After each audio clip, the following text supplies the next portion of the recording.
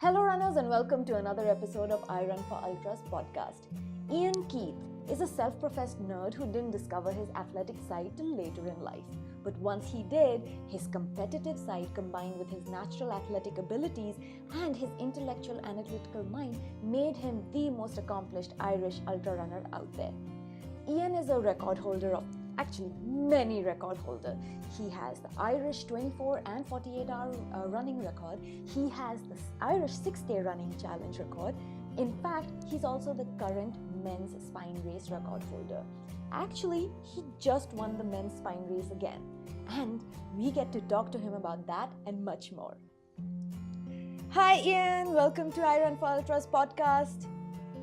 Hello, I'm glad to be here. Yes, and we are so glad to have you. I mean, before we go any further, we of course have to talk about your latest running adventure, the spine race. Encapsulate the race experience for us. First of all, congratulations on your win. How fantastic. Encapsulate your experience for us, please.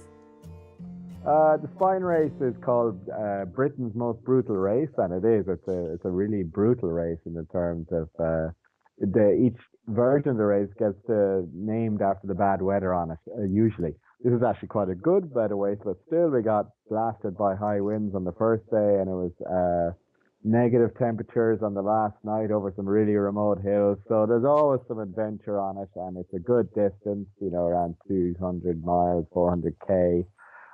Because it's England in January, it's mostly in the dark, about 2/3 in the dark. So it's quite a challenging race, and it's one of those races where you require the full toolkit, as I've heard it described. It's not just running; it's navigation and it's survival and mountain skills. They all come in, and if you're missing something, you could be in trouble. So it's quite a good challenge, and you get all sorts of people turning up, not just fast runners, but good, strong mountaineering types, adventure racers, and all sorts really. And you never know who's going to do well. Yes, and you have talked about in your blog. You've talked about the unpredictability of the race and the challenges of the race. For you, what was the most challenging part of it? For me, the most challenging part of the race was the race itself, actually, because I know I can complete it. I'm kind of in the lucky position there. I do have the skill set. I know I can get around, and I know the right gear, and I have it. So a lot of things that cause people problems, I've got sorted, and I've been doing it from the start pretty well. So for me, it's actually just the race aspect of who turns up, how to beat them. Which and this year I knew that it would be quite challenging, and that's the way it turned out. It turned into one hell of a race. Yes, and we will definitely talk about your competitive side in a bit. Sorry, you were saying something else, please. Oh, I was just going to say, and that race turned out to be the big challenge because it forced me to go a bit beyond my comfort zone for the first day or so, the first 100 miles or so of the race, and at that point I had really pushed myself right to my limit. So the rest of the race was then sort of keeping myself together and getting to the finish line as fast as possible without blowing myself up, and hoping that somebody in front might blow up, which is actually what happened. It does. And of course, expecting the unexpected is a part of such races. Was there anything that took you by surprise this year? Funnily enough, the thing that took me by surprise was how good the conditions were at times. Like quite often there's sections of it that are really wet, really boggy, and really hard to run in. And this year the ground was relatively dry, so it went from being nasty and awful to run in and a kind of a nightmare to being actually just quite pleasant. I'm running along quite happily here. This is what it's supposed to feel like, and this is probably why people enjoy going along this route this summer. So that was unexpected. There's a particular section I really, really hate, because it's really boggy and really nasty. You get a lot of farm animals wander around. It goes through farmland, so it can get very churned up. And it wasn't so bad this year, and that took me by surprise. Plus, my timings are a bit different, so I got to see some spectacular scenery up by Hadrian's Wall, the English-Scottish border, there's an old Roman wall there that's 2,000 years old, and this is the first time I've done it in daylight. So it was nice to actually look around and see it all and take it all in with enough gap in front and enough gap in behind that I could actually relax a bit and enjoy it. So that was unexpected. So, I mean, what else can you ask for? Most surprises, are not always pleasant, but you had amazingly good surprises. That's good to hear.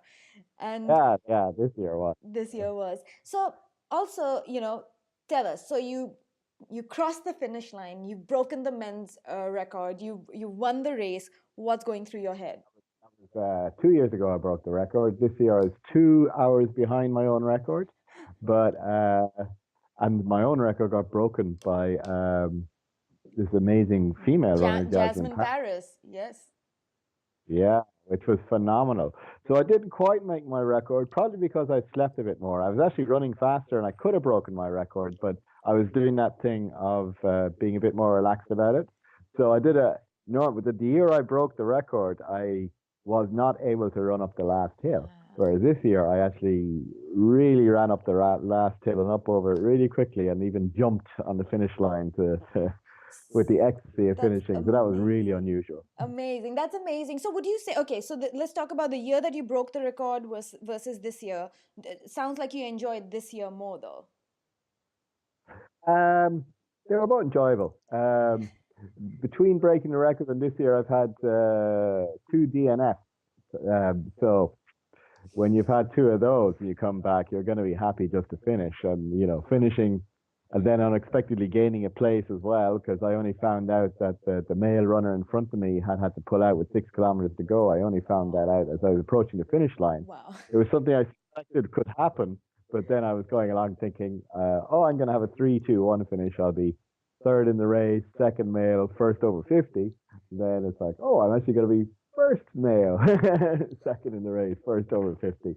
That's not a neat 3-2-1, but I'll take it. So I was really, really happy when I found that.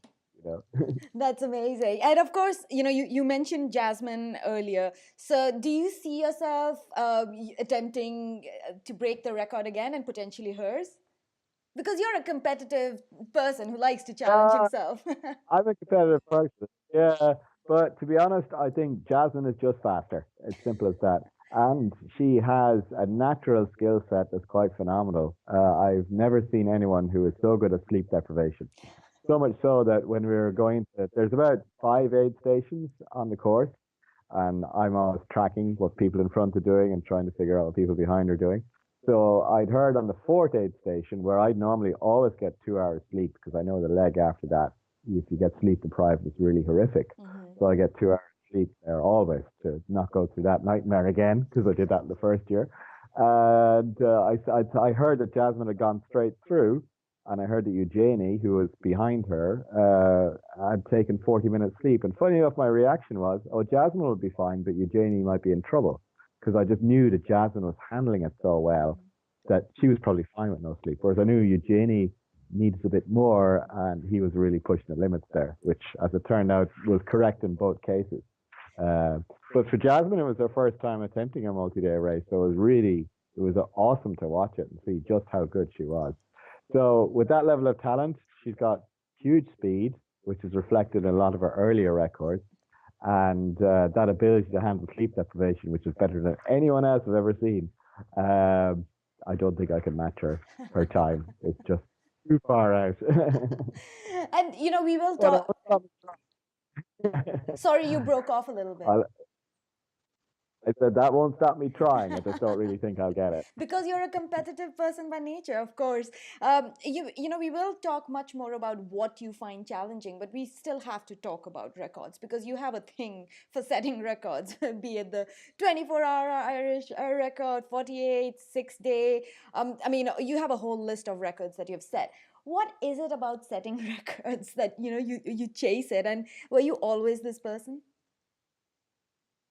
I was always competitive, yeah, but I wasn't always running competitive because I only started running when I was about age 30, and in a lot of my 20s, my competitiveness was suppressed because I spent a lot of it doing hill walking and mountaineering, which are non-competitive sports. So once I got into running a bit more, then I got to let it loose and really start competing and chasing things. And quite often, what gets me through the hard parts of the race is the competitive aspect of actually racing and racing against other people. Mm-hmm. And then if I'm in front, rather than racing people, then I can race time.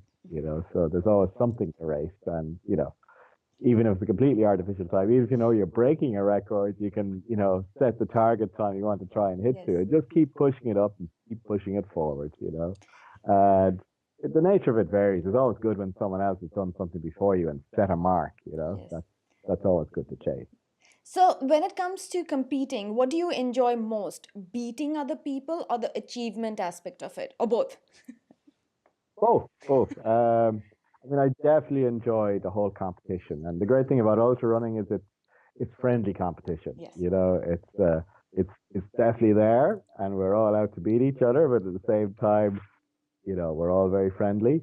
And in races where it's dangerous, like the spine, we'll all help each other out and make sure everyone's safe. And that aspect of ultra running is great, and the respect and the way that everyone will help each other out. I mean, some of my FKTs or times or whatever, I'm often helped by the people who have the current record. And likewise, if someone wants to come along and break one of my records, I'll always endeavor to try and help them. And that aspect of ultra running is just fantastic. And I love that whole ethos and atmosphere, But still, I want to beat them all. I want to get the records for myself if I can. Well, that's the most healthy form of competition, isn't it? It's like it's people that you have this amazing community, because everybody who participates in long distance running, endurance running, ultras, they talk about this beautiful community that exists, and the camaraderie that is there. So do you think that is a very big part of the draw? I mean, of course, the challenge and the competition and achieving something, but is the community a big part of draw for you as well? It is definitely, yeah. It might not have been the thing that brought me into it originally, but it's certainly something that keeps me here, and I hope will keep me here forever, because it's not a community I want to lose. It's worldwide. It's fantastic. You make friends all around the world. It's true. It's brilliant. And you have a penchant for competing in really difficult, tough, and challenging races. Uh, I was there at the Barclay last year when you were there, and you came in with a group of, like you said, the community. A group of you guys came in, even though none of you made the time, but everybody was in good spirits. You had a big smile on your face. You came and planted yourself at the trunk of a tree and announced that you had a broken collarbone. And I was there for that, and you had a big smile on your face. How do you do that?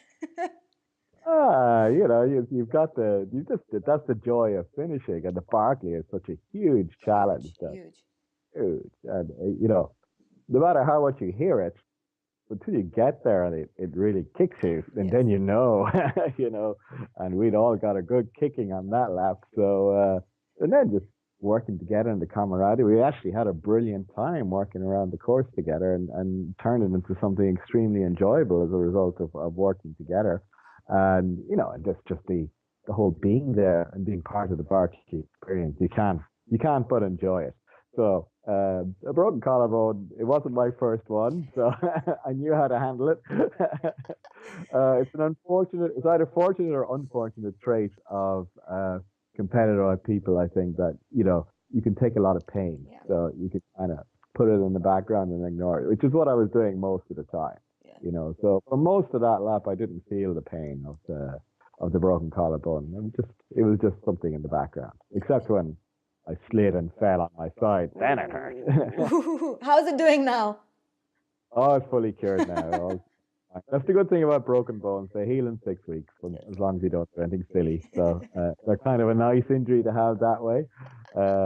Even when I got home to Ireland and went to the hospital to get it checked out, they only needed one visit. They said, that was a kind of a violent injury, but it's going to happen. It's going to heal itself. Now go away. You don't see anymore.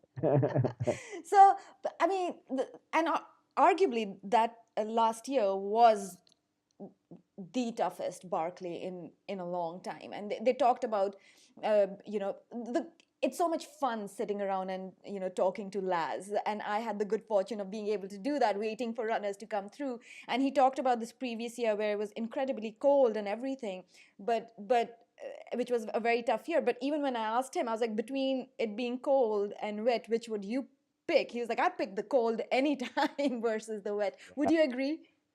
I would agree with that. Yeah, yeah. The wet adds more challenge because it makes the ground so slippy, and the river crossing more interesting, shall we say. There was definite Absolutely. chance you're going to get swept away underneath the prison, and we all came pretty close to it. Yes.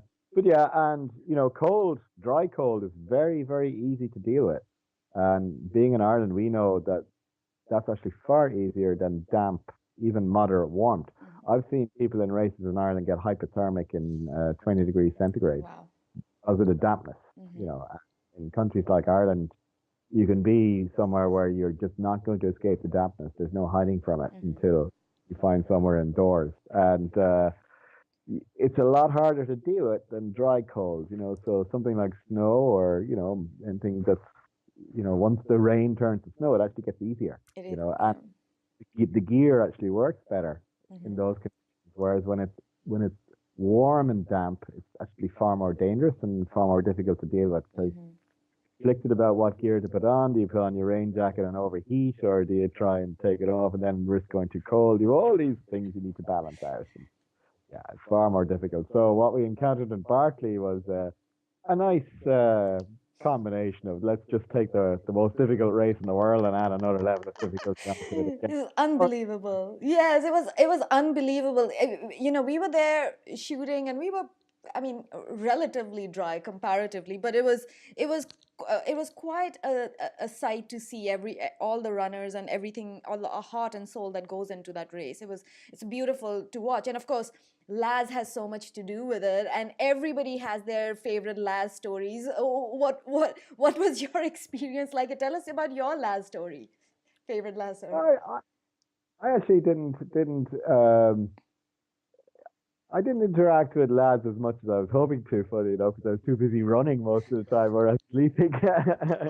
But I think for me, just being there in the man's presence was just awesome. I was probably overwhelmed, to be honest. Even approaching the yellow gate for the first time, it's like going onto a film set. It doesn't feel real. So what I was telling people afterwards was Laz came up to shake my hand and say, well done, after I got to the end of the race. That to me was a very special moment. And as I said to my friend who was supporting me, I wouldn't let anyone else shake my hand with a broken collarbone, but there's no way I would refuse Laz's hand, and I'll shake that man's hand anytime. He's Anytime. he's awesome. He really is, and what a personality, and I think that's a big part of the draw. And obviously we've talked about your penchant for tough races. What are some of your favorite races to run, and why? Well, the Barclay would definitely be up there anyway because it's such a huge challenge.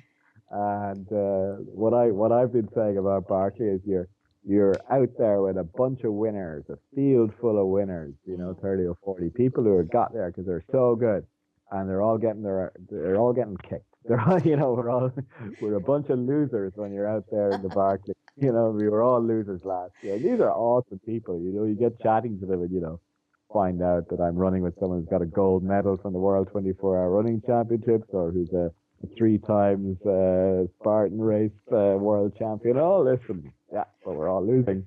And the fastest man there, Mike Wardian, didn't even finish a lap. So it's like Exactly. it's a really special race for that. Another race I like a lot is on the international front would be the Tour de Gaunt in Italy, which is TDG. Yep. huge race. Hmm. And it's just beautiful. And very technical too. Very technical, Yeah. stunning course for the scenery. The first year I did it, we got a full moon every night, or full moon the first night, and then near full moon the other nights, and that actually turned the night times even more awesome than the daytimes for scenery. Yes. So that I just really lucked out and had a really special year, and that was pretty awesome. Hmm. Uh, a race I really enjoyed last year was the UTMB Oman, and it was Ah. the first running of that. And that turned out to be a really technical race. But I love running in the desert. So, but Oman was a nice mountain in the desert. So it was a nice, much more rocky, technical course than you'd expect for what's in Arabian country. But very beautiful and a great experience out there. And had a really high attrition rate, but because I think a lot of people weren't expecting it to be so technical. But as a result, it was really rewarding and really, really fun to do. And plus, I like the heat. Living in a relatively damp, wet country, it's nice to go out into a dry, warm country and race out there.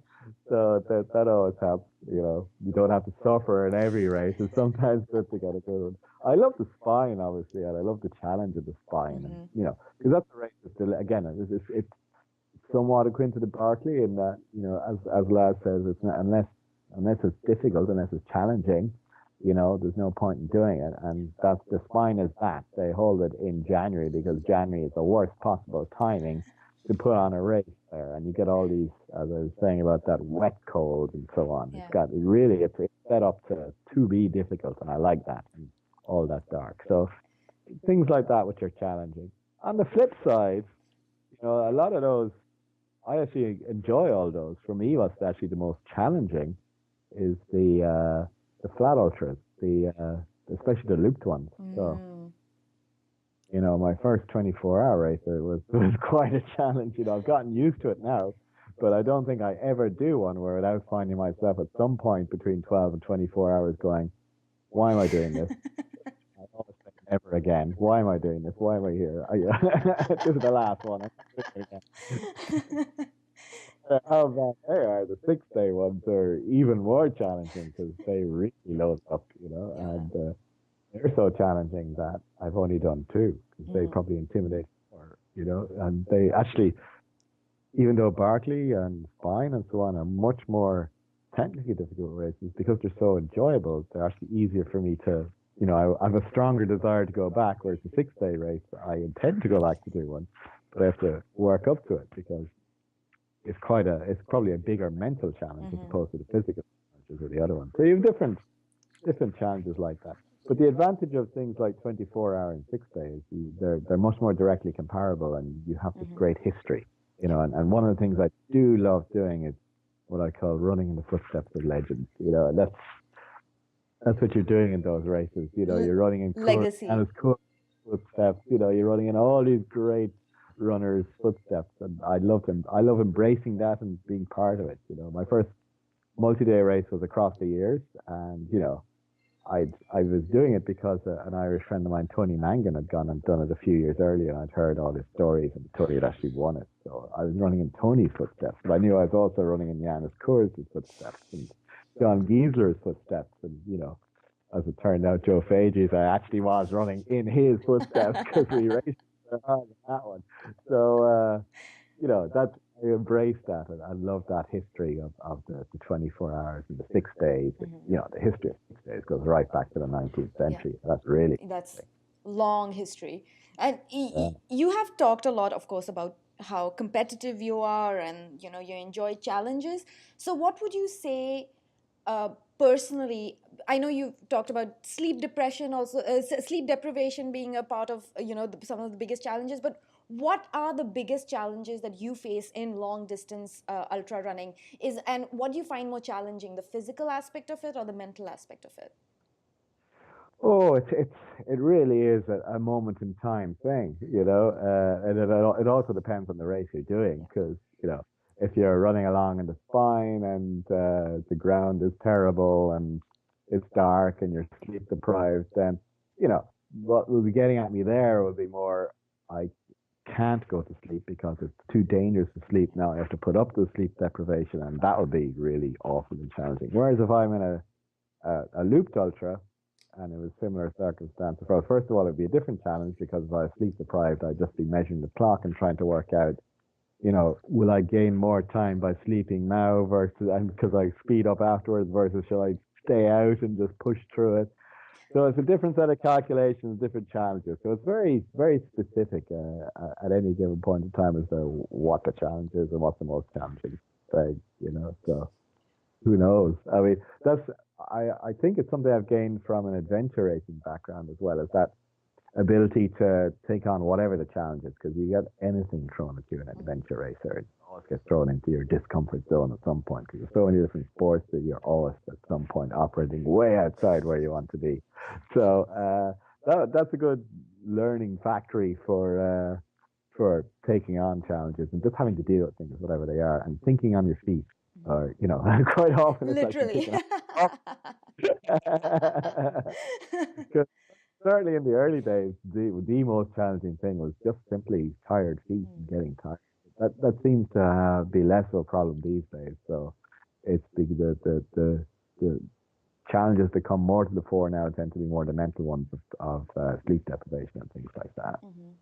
And obviously, to be an athlete of your caliber, you have to be very in tune with your body, aware of what are your abilities and what you can push through, and when to take a break. And of course, with time and experience, you learn more and more.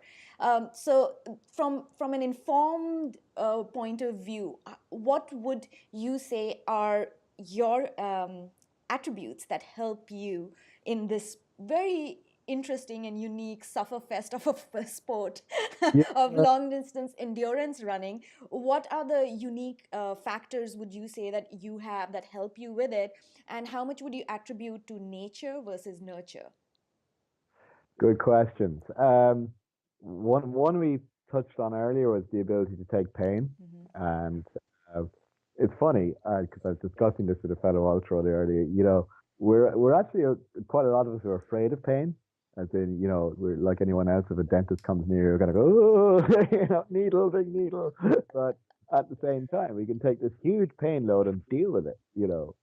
So even though you don't like it, you've got that ability to deal with it. So I think uh, ultra runners in general, and certainly competitive runners in general, can deal with a lot of pain, and it's a really useful attribute to have.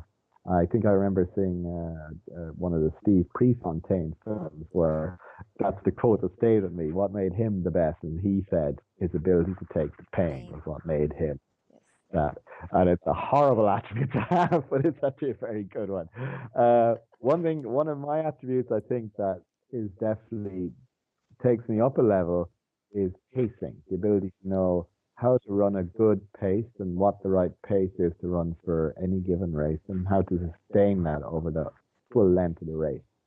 And it's what my first my first ultra was a local 50k race here in the hills, and I did really well at that. And as a result of that, I got picked for a 100k small international race in Scotland, England, Ireland, Scotland, Wales. And for that race, I ran the first 50k. Well, I can't remember the length of the lap, but I ran the first 50k in about 16-minute laps, and the second 50k in about 18-minute laps. And I was disappointed that I dropped that because I wanted to run even splits. But this is a long time ago, 15 or 20 years ago, and so the results hold. I put up all the lap splits of every runner. Interesting enough, so I went around and I looked at all the lap splits, and I realized that I had run the smallest gap of anyone, and I had sustained even though I was disappointed, I'd actually done far better than everyone else in the race, even all the runners who'd beaten me, in terms of just holding my pace and sustaining it. And I realized that was the moment that kind of confirmed what I had a suspicion, which is this ability to pace out and pace out well. So it's what we were just saying earlier about that feel, knowing your feel, and that feel for pacing is really, really critical because, launching yourself into how do you pace for a 24-hour race? You can kind of work that out with maps, but at the same time, you need to feel it and you need to work it from the start. And I always do my best the closer I get to even splits, and that's one thing I target. When I broke the Irish record, I had close to even splits, and I'd broken it once before. I think I had it bang on even split for that one. So it just shows when you get it right, you pace it well, and that's when the good results tend to fall out. And that's with 6-day races, the ambition is to try and do something like that, but it's so much harder. And then you take that and you apply it to a mountain where, you have not just, running around in the circuit where you can click off the timings and it's all very easy to track the pace. But a mountain, you need to actually feel it out, and that's innate learning your body and knowing your body comes in because you have to know, you have to do it by effort and not by speed. So you have to know what effort to run up the hills, what effort to run up, down the hills, given where you are in the race at any given point of time. When you're holding back versus when you need to start pushing it out. I always describe it. It's very obvious in the flat races. I describe it as I turn to whoever's running at me and say, "Now we're ultra running." And so that's that point when I stop holding myself back and I'm now starting to put the effort to do exactly the same pace, you know. So that to me is going ultra running when you get to that point. Uh, that is a huge attribute, Yeah. and probably one of the key ones, especially when it comes to mountains, because so many people end up. What I say to them, a lot of people discuss, this is my target. Do you think that's good? Do you think I'll be okay for that? And quite often they'll be planning, go out and do the first whatever, say it's a 24-hour, do the first 12 hours, do a little more distance than that and a little less in the second. I say, why don't you invert that? And say, take it all back, and try and negative split it. If you get it wrong, you can do a sprint finish. And I said, good luck with the sprint finish, because you don't see many of them in ultra runs, Yes, you see a lot of people hobble up and collapse. So it's really hard to do good pacing, and there's no reason why you couldn't negative split any ultra run, it's my opinion. And, I think that's one of the things that does set apart the better runners, is they run the whole race. It's not just go out and hang on. It's, you go out at the right speed, so that preferably you're finishing at something approximating what you started with. That for me is the ideal. Yes. And even to this day, when I'm running 24-hour races, that's one of the main things I'm looking for, So last year I ran the European Championships in Romania, and out of the entire field, I was the one who had the fastest slow lap, if you know what I mean. So my slowest lap was the fastest. Yeah, and I was very, very happy with that, because that showed my pacing was really, really consistent and really good through the entire, in a world full of, in one of the most competitive races there is. So that's the kind of standards I'd be aiming for if I can get it. And again, that was done on feel, without really, just a little bit of watching the watch at the start. After a while, you don't bother, because it's not telling you anything that you can react to anyway. You have to, it's just like what pace you're doing. You're doing the pace you're doing. So you've talked about your innate abilities. What is it, would you say, over time and experience is something that you worked on and are proud that now, it's a part of your arsenal when it comes to, something that helps you in the race? Yeah, well, the pacing will be part of it. That, even when I'm training, I would be training. I don't train knowing the distance and the time. I only pick one, and usually it's time. I'll go out for a 2-hour run and do easy, moderate, fast, whatever, without actually checking Strava or whatever, or recording, because it's over information. But learning to feel it rather than to do it by the watch. So it's more than innate. It's worked on as well. Worked on. Okay. Yeah, definitely. The other thing I've worked on over the years, accidentally at first, and then deliberately once I discovered, the theory to match the practice I'd already been doing and fine tuning it, was the whole fat burning thing, and learning how to, to run on fat reserves rather than needing constant feeding. And even having your body go into ketosis. Yeah. Well, I don't really go into ketosis. Well, I don't actually measure. Maybe I do, but I know that at the first 6-day race I did in New York, I think I went pretty much 5 days eating almost nothing, bar the odd occasional ice cream and things like that. So just because I knew I didn't need to. There's a lot of negatives to eating. Like, you have to deal with it. You can upset your stomach. Yes. What goes in has to come out. And if you could skip all that, you save yourself little bits of time here and there, And I was reckoning I gained about 10 or 15 miles on the closest runner in that race by just the simple fact of not needing to eat as much. So it's kind of free time to gain on people. And even I've used it in a competitive aspect where a lot of people probably overdrink as well. So I can go, I reckon there's no science for it, but I do think you can train yourself to need less water. And I can remember doing an off-road marathon and coming to the first aid station after about 5 or 10 miles, whatever. And there was a lead pack of about 5 of us. And coming to the aid station, I accelerated to run through it as fast as possible, because I knew these guys probably all expected to stop and pick up some water. So I was going too fast to do that. So I was either going to break the elastic band and ditch them, or they were going to have to follow me, and I knew that would mentally mess with their heads. So I love that's another good thing. I love the mental aspect of racing. So you get lots of advantages and things like that. And you can train your adapt to that, and that's something I deliberately do. I never eat in training, ever, ever, ever, and very rarely drink too much either, except on long runs on hot days. 'Cause you can adjust to it and you can get comfortable with it. And then when it comes to race time, there's huge advantages, and especially if it's, there's obvious advantages of time in terms of even when you have full access to food, like in loop races. But if it's a non-loop race, you're out in the mountains, you have to carry all your food and carry all your water. The gains become exponential. You're starting out with less weight, you have less logistics to worry about, and you don't run out of things because you don't have to worry if you do run out. You can deal with it. So it's training your mind to trust your body. That's quite a lot of it. And I suppose a lot of what I do over the years is actually working out those things and pushing the body a little and trusting the body, and I suppose one of my philosophies is question everything. A lot of the received wisdom in running is questionable. And I like people like Tim Noakes who question a lot and question a lot of his original thought patterns. So he's the pioneer of carb loading turns into the pioneer of fat burning, So, people like that are inspiring. So I like to question these things, and I do all the time around, and see what happens. So, I mean, I love that philosophy because I also usually apply that to my life, like question everything. And even if you have a belief system, question it regularly. And if the answer is the same, then you can continue to believe in it, right? So that's really interesting. So take us back.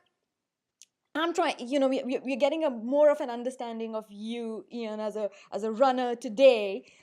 Take us back in time. Paint a picture of young Eoin growing up in Ireland. What kind of a kid were you? What kind of a child were you? What kind of things were you up to? And how do you think all of that shaped who you are today? What aspects of life that you went through back then? It's a really interesting question. I think the answers are not the ones people would expect. I was a nerdy, unsporty kid. So what I was really into was a bit of science. From the age of about 4 or 5, I wanted to be one of two things, which was either a pilot or a scientist. And I ended up doing science in college. No, I'm now a computer person, so nerdy stuff has stuck with me, and I still like it. And Ireland is quite a sporty country. We have 4 big ball sports in Ireland, which are hugely popular, and I was equally rubbish at all 4 of them. School sports or whatever, I'd be the guy, not picked for the teams. I'd be with the other nerds thrown off on the side, go entertain yourselves over there, and, try not to kill yourself. That would have been me. And in fact, my first sport that I was any good at, which was pitch and putt, which is mini golf, basically. And that allowed me to unleash my competitiveness, actually. And that's what I enjoyed about that. In retrospect, the sharp competition is what I enjoyed. And that was tuning me in as a competitor. So as I moved into my teens, I just became a really hotshot pitch and putter. And then when I went to college, I actually started to take up a bit of hill walking because some friends of mine went to it. And after years of deriding them for what are you doing going out into the mountains, they dragged me out, and I loved it. So that opened up a whole different world. So my early 20s were a conflict between going out hill walking versus going out golfing. At that stage, I moved on to a bit of golf, and I wasn't a very good golfer unless I was close enough to the green, because I was a very good mini golfer. So, but they both took a lot of time, and then I worked out. Golf is the game of counting mistakes. You can never have a perfect day. Whereas you can have a perfect day. So I thought, okay, I'll drop the golf. I'll concentrate more on the hill walking. And that's what sort of started turning me into the person who I am today, because I was meeting these people who were into the outdoors and more outdoor people. And eventually a few of them said, oh, we're going to be running the Dublin City Marathon. And then I was just, okay, I'll go along and I'll try it as well. So I can actually remember the day I decided I was a runner was the last long run before my first marathon, and it was with three of my hill walking mountaineering friends, and these are people who I'd have been following around and sort of aspiring to emulate, and on it was a big public park in Dublin. It was a 10-mile loop around it. So we'd done 2 laps, and then we had about a mile, 2 miles up the middle to get back to the car. And as we turned to run that loop, that last mile or two up to the car, I was in such good shape that I just took off and sprinted. The clever one just went, leave him at it. The other two were competitive like myself, so they chased me down. I dropped one after about 50 meters, and I dropped the other after about 200 meters, and I just kept going all the way to the car, and I knew I've just blown those guys away. I must be good at this because, these are the guys I was looking up to. So obviously, I'm a good runner. And actually, as a result of that, I adjusted my targets, and I said, rather than going for 3 something, whatever, I'll try and beat 3 hours in the marathon. And I did. I ran 2:57. So that's what it's confirmed. If I can run under 3 hours in my first marathon, okay, this is a good sport. I like it. I'm competitive. Let's see how far we can get that.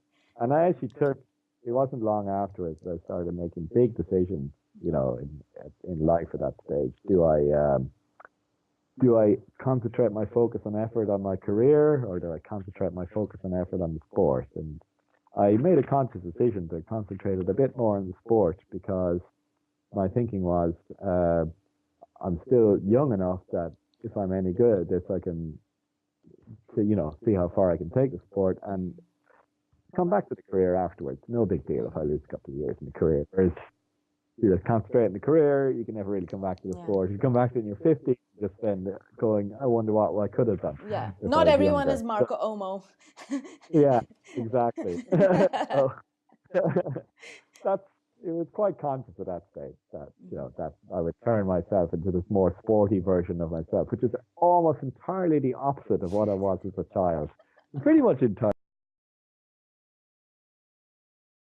All about the mind and science, and probably the most entertaining thing for me as a child was watching science documentaries and things like that. So it was a definite turnaround going from the young version of me to the slightly older version. Mature is definitely not the word, but older. So, of course, you've painted this, you obviously a storyteller, and you've painted this amazing picture of, what you were as little Eoin through the life and discovering running. So if you were to talk to yourself back in the day, what advice would you give yourself? That's a good question. I would have probably just advised myself to a few funny ones. In college, I'd advise myself to spend less time studying and more time enjoying the whole college experience, because I was quite studious and I did rather well at college, whereas I missed out on some of the more social aspects. But looking back at it now, I have a whole youth is wasted on the young viewpoint in that one. So yeah, I'd probably tell myself, try a few more things and don't hold back and be as conservative as I was back then. I was lucky in that I had some good friends who figured out life a bit better than I had at that stage, and they dragged me into the more interesting side of things, which is good. They dragged you into enjoying life more. That's a good thing. Exactly, yeah. Ireland's a good country for that. Yes, I am aware of that. So if you were to say, how do you strike that balance between, having this really intense training, schedule and work and social life and like obligations and this that? How do you strike that balance? That's an interesting one.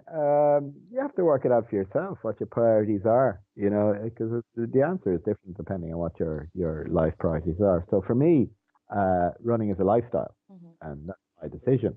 So I used to watch a lot of television. Now I watch almost none.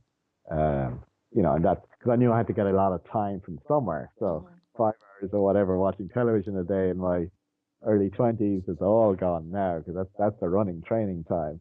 And you can organize things and just reprioritize things. So I still fit in a full day's work, but I do things like I cook a big dinner on Sunday, and bring that into work. So I'm having my dinner at lunchtime and work. Then I don't have to cook dinner or worry about dinner in the evenings. So that creates a bit more time, and just finding with the time here and there and working out how to schedule it all. Plus, I'm married, so I have to make time for my wife. My wife is we met through running, so that helps. So going in the same direction that way, but so you just balance it as best you can. And the whole question, one question that often arises: would it be better to be full time? Because I'm not a full time professional athlete. I'm totally an amateur. With a full time job, and I think there's huge advantages to the amateur side of it because you take away that dependency, and there's danger of losing the whole joy of it. Because I have friends who work in the outdoor industry, and they do say there are days when it gets them that it can become a drag. Yeah, and I think it's important to realize those times, because even as an amateur athlete, you can get bored with the training, and it becomes repetitive and dull, and it's important to recognize that and change it. You have to change something at that point. So sometimes I try and look at the upside of everything. So the upside of injuries is you should stop, back it off for a bit, let the injury heal itself so that you're good to go long term. But then you'll come back from an injury just dying to get back to training, and you'll relish the training. So you can go from the point of being drudgery to, well, hey, I'm back out, I'm running, I'm flying along, this is great. So, you take the upsides from everything, and you don't get an injury to interrupt you. Then quite often one of the things I do is I mix in a lot of cycling, because I used to do a lot of adventure racing. I used to do a lot of cycling and a lot more kayaking. But I love cycling, so I do keep it mixed in as much as I can. And just that mixing around is good to do, not always be doing the same thing, just something. So, and even new routes, just changes, do things a bit differently, challenge yourself here and there. But, never get stuck in that mental rut. That's I think, the key, That's good advice actually for those listening out there. Mix it up and keep it exciting. You talked about as an amateur racer, it's got its positive sides, but it can also be challenging. And some of those challenges get dissipated when you get a sponsorship, like you did. What was that like? How did that change the game up for you? Getting the sponsorship from Columbia. Not too much. I mean, it's for what Columbia give me is they give me gear, they give me clothing, the shoes, etc., etc. And I'm also a tester for them, so I get access to new stuff, and I get input into the new stuff as well, which is fantastic. One of the things that works really well between me and Columbia is because I'm the nerdy background. I'm actually pretty good at quite often I'll see the new technology, I'll figure it out for myself what's going on, and so I think I'm pretty good at giving feedback to them, in quite useful terms of what's working, what's not working, and the nerdy side of me works very well there. We have a nice symbiotic relationship going on. So what I get from Columbia is it is a little bit more freedom, that I know my gear. I have access to some of the best gear. They actually don't put me under any pressure to wear any of their stuff. I only wear what I choose to wear. But the vast majority of it is so good that it's not really an issue. I would definitely choose to wear it. I'm usually looking for more of it. But some stuff is non-Columbia, and there's no problem with that. Because, again, staying honest is important to me. So I don't run around saying Columbia is the best because well, too. This is the best jacket. This is the best waterproof jacket I've ever used, because it genuinely is, and I've used it to save my life out in the middle of the spine race, hammered by a hurricane.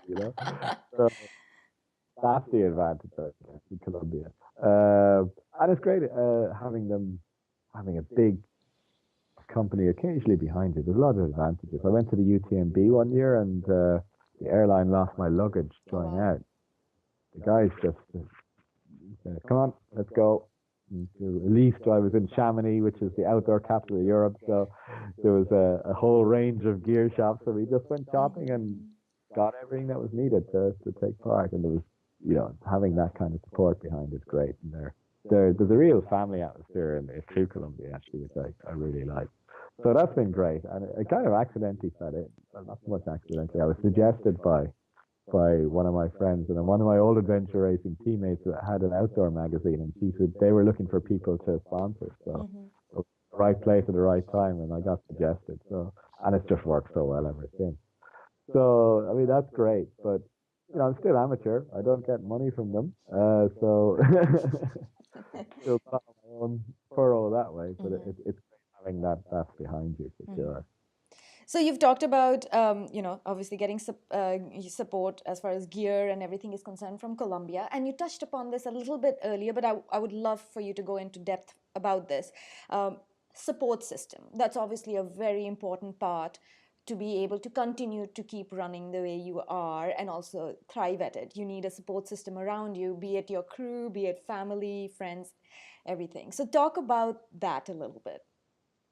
Yeah, I think it's important to. I would regard the running and the sports side of things as the unstable part of my life, and I think when you have an unstable part of your life, it's really good to have the rest of your life stable because you can't deal with everything being unstable. So that's where family is really important, things like that. So, and in my case, even having a job I like, which is a nice full-time job, but it's something I like doing, and it's very stable and very steady, and that all helps, and it's nicely anchored. I don't take risks there, whereas I take the risks when I'm out racing.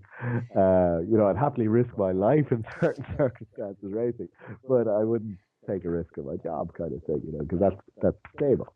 And likewise, it's great having the stability of having my wife and that whole part of domestic life nicely settled and sorted.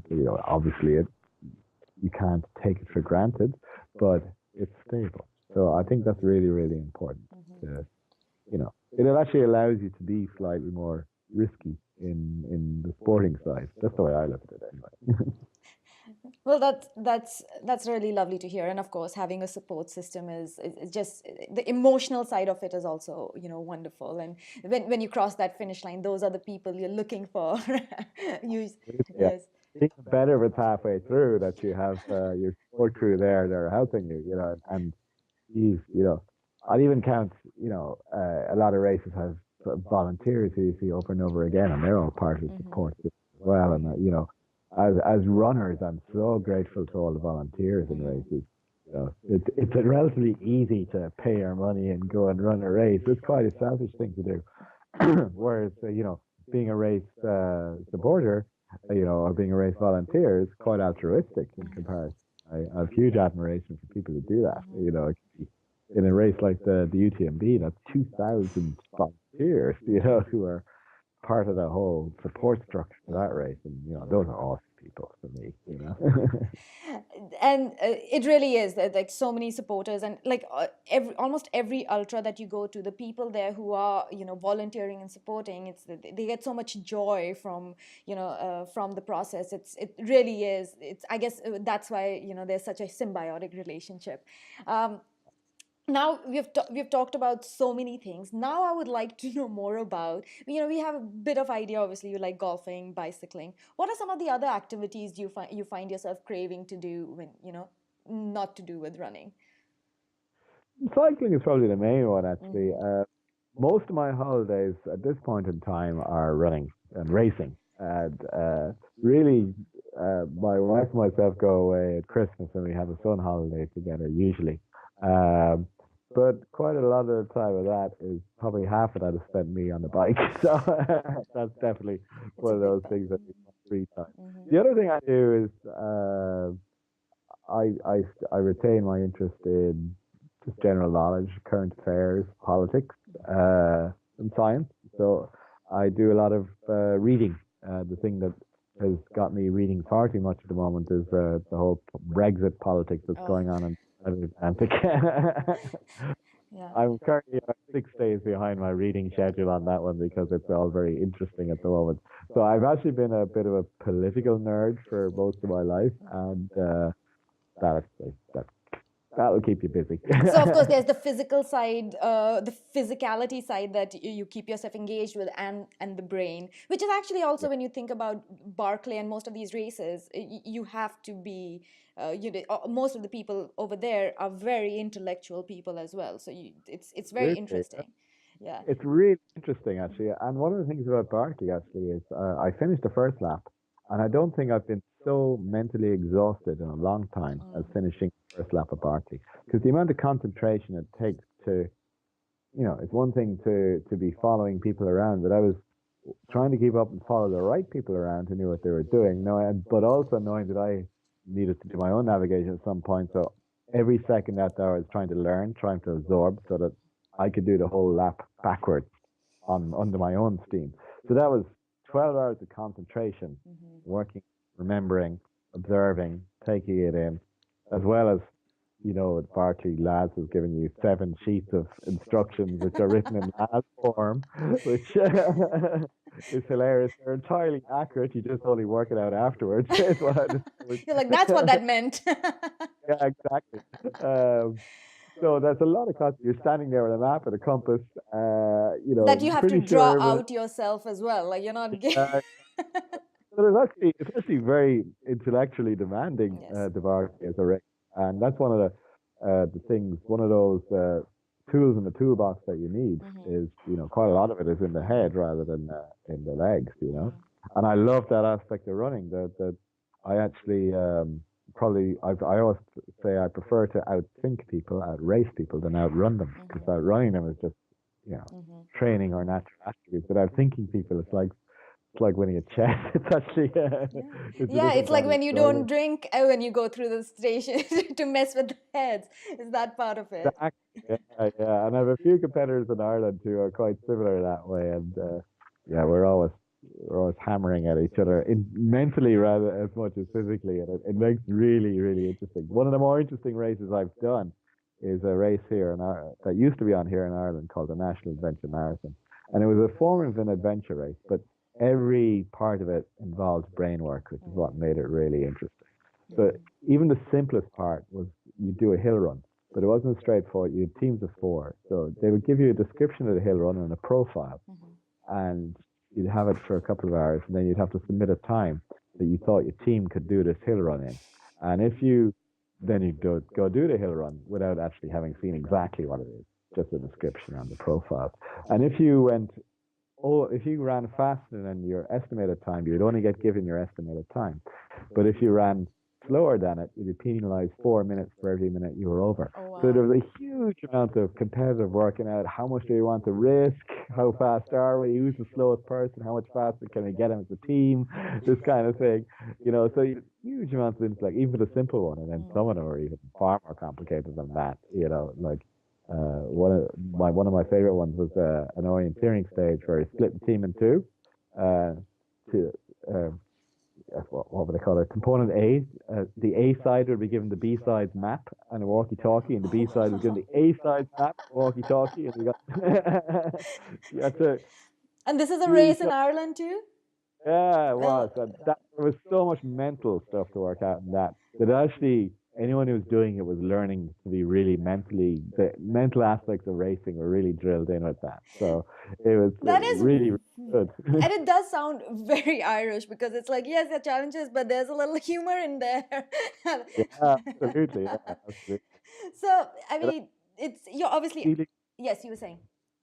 That evil humor, as I call it, meant that when it comes along to Laz, who I regard as an evil genius in the way he constructs races, I've been dealing with the evil geniuses before, so I was actually quite prepared for that side, which is often what intimidates people at the likes of the Barclay. But to me, I embraced it. I loved it, so I wasn't at all intimidated. The whole conch shell and the blowing and all that, I was loving that, The lighting of the cigarette, yes. Yeah. There are not that many cigarette lightings that are celebrated as much as Laz's cigarette lighting. No, absolutely. But yeah, so, and the other thing about, keeping the brain active is it's one part of training as well. Like when I go out for a big, long training run, I'm alone with my head for 5 or 6 hours in the mountains on my own. So you do a lot of thinking out there. But the strange thing is, I know I've been thinking for 5 or 6 hours, but if you asked me what I was thinking, I couldn't tell you 5 minutes later. Just a lot of alone time where you're worrying around your head. So it's really interesting that way. So yeah, when I when I do get back then and I've got my time, I'm doing a bit of reading and actually putting more stuff in is good. So it definitely fills the brain with something to think about when you go back out again. Definitely. You're obviously, Ian, you're obviously a storyteller, and part of that side of you also exercise by blogging. Uh, Tell us about your blogging. How did you start doing that? You obviously like reading, so I'm sure that has something to do with it. But how did the blogging come around, and what do you enjoy about it? I enjoy I try and make my blogs honest, as in and detailed, and really get into that whole mental side of racing, which I think a lot of blog. I don't want to write I went to the race, I ran fast, and I won kind of blog. I wanted to get into the whole.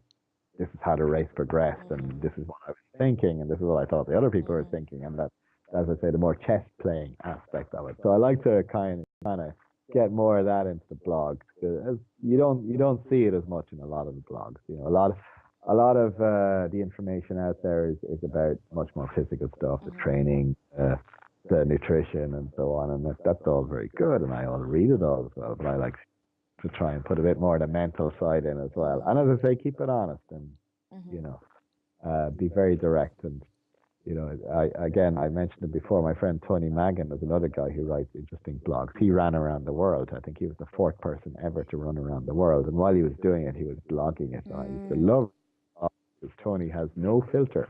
Straight from his head onto the page, and I love that. So you really get a great insight as to what's going on a day-to-day basis over what was for him a 4-year adventure, and that was fantastic. So I like to do a little bit of that. Unfortunately, at the moment, I'm not getting as much time to write the blog as I'd like, and I'm blaming Brexit for that because it's just so far too much to read up on. So hopefully there'll be out soon and I can get my time back. But like you said, it's like the coming back from an injury. When you come back, you'll probably blog with a gusto too. Hopefully, yeah. I certainly have a lot in my head that I want to pile out. I have a few race reports to do. The spine one is currently half written, so we'll get at that.